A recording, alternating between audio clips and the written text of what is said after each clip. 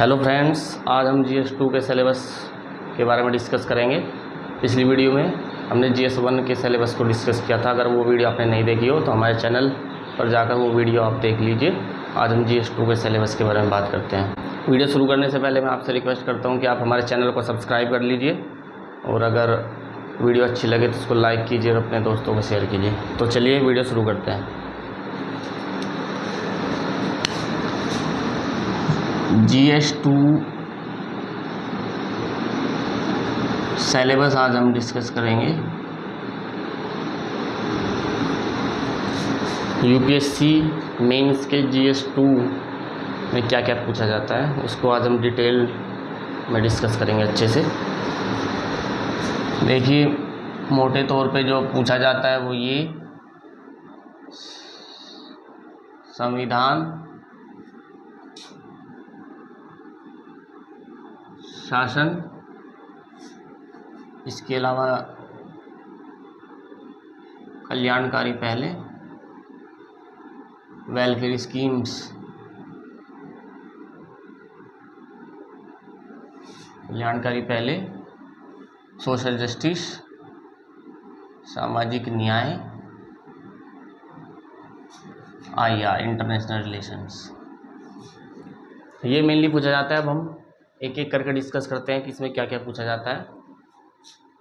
पहले हम बात कर लेते हैं संविधान की। संविधान में संविधान की पृष्ठभूमि, बैकग्राउंड, संविधान की आवश्यकता क्यों पड़ी, संविधान का विकास, संविधान की विशेषताएं,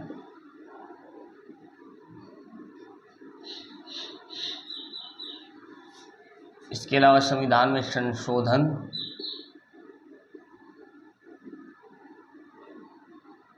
कुछ विशेष प्रावधान,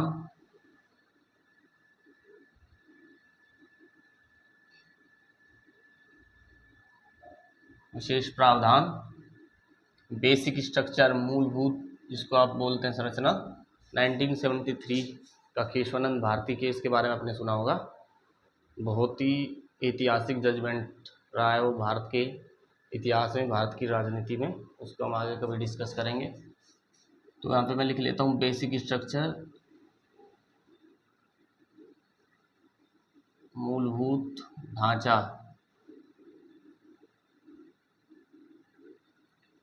और इसके अलावा हमारे देश के कॉन्स्टिट्यूशन का कंपैरिजन दूसरे देशों के कॉन्स्टिट्यूशन से, कि जैसे कि हमारे देश का संविधान सबसे बड़ा लिखित संविधान है। ब्रिटेन में कोई लिखित संविधान नहीं है।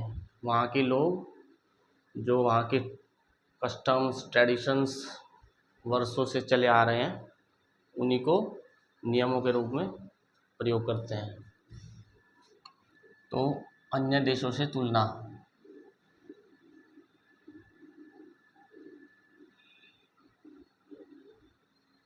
ये आपके संविधान में पूछा जाएगा। अब गवर्नेंस की बात कर लेते हैं। शासन में सबसे पहले तो federal structure, that is separation of powers among all agencies, all government and constitutional institutions, between state and center and local governments, that is पंचायती राज। तो इसमें क्या आएगा आपका फेडरल स्ट्रक्चर, जिसको हिंदी में हम बोल सकते हैं संघीय ढांचा। इसकी विशेषताएं,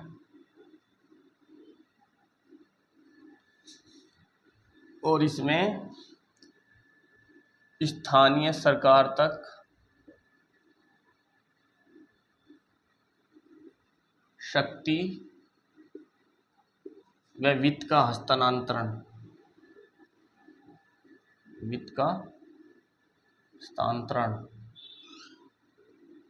ये सब इसमें आता है।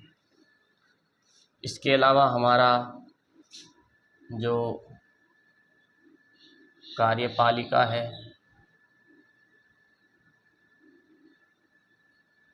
वह न्यायपालिका है की संरचना क्या है, कार्य, जिम्मेदारियां व आने वाली चुनौतियां। ये हो गया। इसके अलावा आपकी संसद, ये हो गई आपकी एग्जीक्यूटिव जुडिशरी। तो इसके अलावा भी आपकी आएगी व्यवस्थापिका, जिसको हम बोलते हैं, वो हमारी है संसद। और स्टेट की बात करें तो वहाँ पे होता है आपके विधानमंडल, राज्य विधानमंडल, in the sense of state. Same, संसद के कार्य क्या हैं, संसद की संरचना, जिम्मेदारियां क्या क्या हैं,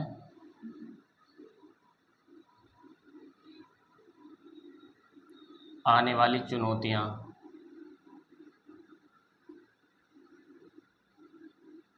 ये इसमें रहेगा। इसके अलावा अगर हम बात करें तो आपके जो भी मंत्रिमंडल हमारी होती है, जैसे अभी अभी प्रधानमंत्री के केंद्रीय जैसे अभी अभी लोकसभा के इलेक्शन हुए तो एक मंत्रिमंडल का गठन हुआ, जिसमें बहुत सारे मंत्री, कैबिनेट मंत्री, राज्य मंत्री, स्वतंत्र प्रभार, वो सब आपने सुना होगा, चुने गए हैं। तो मंत्रिमंडल, बहुत सारे विभाग उनको दिए जाते हैं। मंत्रिमंडल, उनके विभाग व कार्य, ये आपका हो जाएगा। इसके अलावा आपके लिए जो बहुत सारे निकाय हैं, कुछ वैधानिक, नियामक व अर्धन्यायिक निकाय।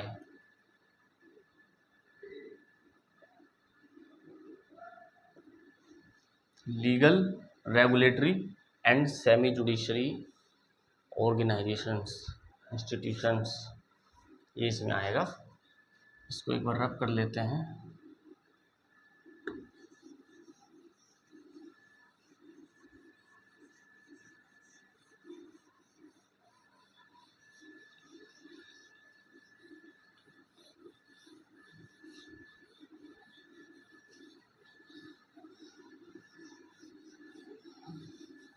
इसके अलावा one of the most important thing, जो यूपी रिप्रेजेंटेटिव एक्ट है जो 1951 में आया था, वहाँ से क्वेश्चन आती है। तो जन प्रतिनिधित्व अधिनियम, जन प्रतिनिधित्व अधिनियम की विशेषताएं, अधिनियम की विशेषताएं। इसके अलावा लोकतंत्र में सिविल सेवा की भूमिका क्या है, the role of civil services into Indian democracy.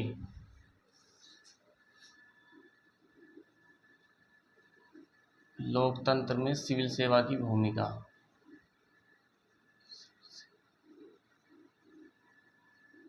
जिसके लिए आप जाना चाहते हैं, जिसकी आप तैयारी कर रहे हैं, तो डेमोक्रेसी में आपका रोल क्या रहेगा।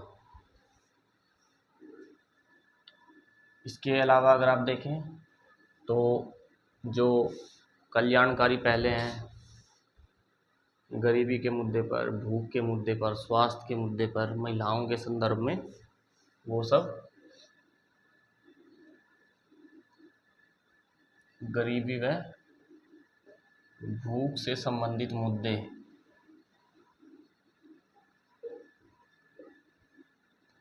इसके अलावा कहें तो शिक्षा, स्वास्थ्य व महिलाओं से संबंधित मुद्दे व चलाई गई कल्याणकारी योजनाएं।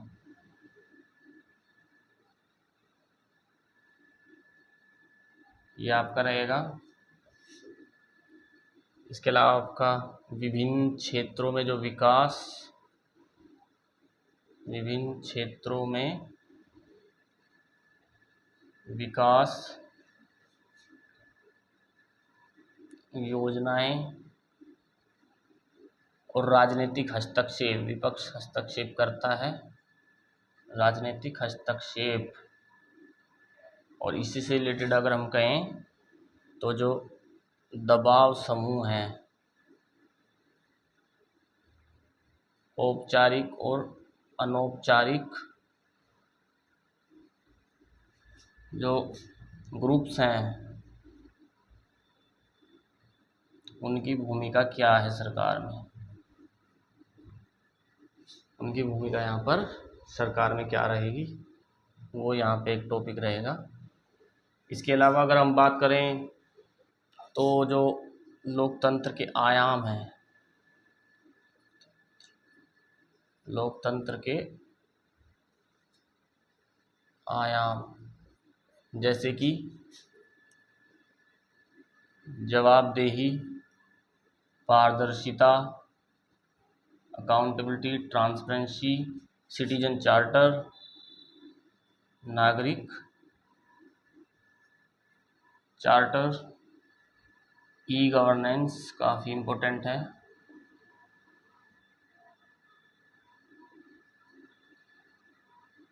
ई गवर्नेंस का मॉडल क्या है,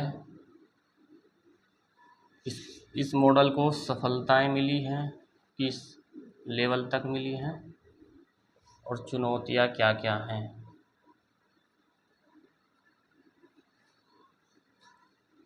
तो जनरली जो हमारा गवर्नेंस वाला पार्ट है वो थोड़ा वास्ट है, उसमें हमारा ये सब पूछा जाएगा। अब हमारा बच गया IR, इंटरनेशनल रिलेशन, उसमें क्या क्या पूछा जाता है।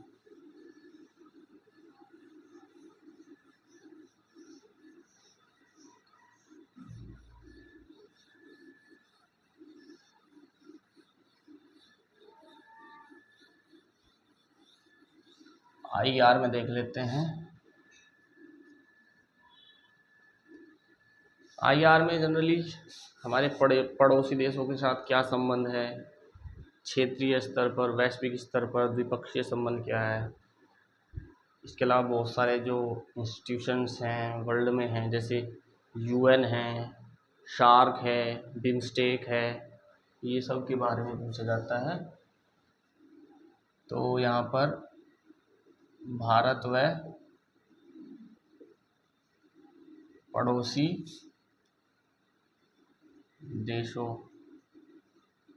में संबंध, इसके अलावा द्विपक्षीय संबंध, क्षेत्रीय व वैश्विक संबंध, हमारे क्या क्या हैं राष्ट्रों से। यहाँ पर अंतर्राष्ट्रीय संबंध भी कर सकते हैं।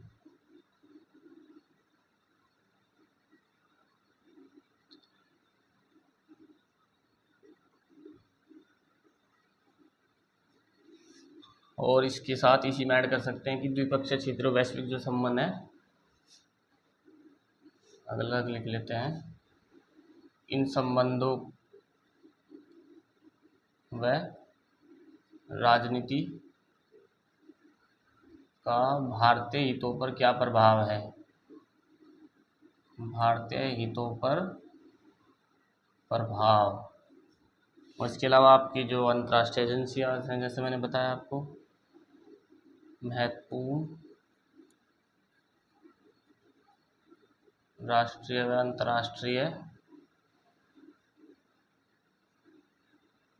एजेंसियां, संस्थान व कार्य। तो ये है हमारा GS2, जिसमें संविधान, शासन और इंटरनेशनल रिलेशंस, सामाजिक न्याय, इसके अलावा जो वेलफेयर स्कीम्स हैं उनके बारे में पूछा जाता है। इसके लिए तो लक्ष्मीकांत इज बाइबल, लक्ष्मीकांत से ही करना है। ये भी इसी में इंक्लूड कर लीजिए अलग से। वैसे लक्ष्मीकांत की एक इंडियन गवर्नेंस करके अलग से बुक भी आते हैं, लेकिन उसकी ज़रूरत है नहीं। जनरली करंट ओरिएंटेड ये रहेगा, ये भी करंट ओरिएंटेड रहेगा, तो आपका करंट अफेयर से हो जाएगा ये।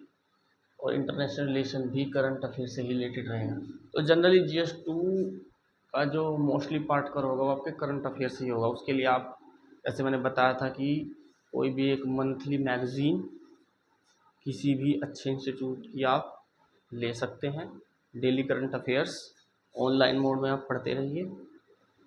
न्यूज़पेपर प्रेफर करते हैं तो न्यूज़पेपर प्रेफर कीजिए, उसी से आपका ये सारा जो पार्ट है, क्योंकि GS2 मोस्टली करंट अफेयर से कनेक्ट होकर ही आता है। अलग से कोई बुक पढ़ने की ज़रूरत नहीं है, जो आप प्रीलिम्स के लिए पढ़ रहे हैं वही पढ़ते रहिए। तो चलिए मिलते हैं फिर एक दूसरे टॉपिक के साथ, तब तक के लिए जय हिंद।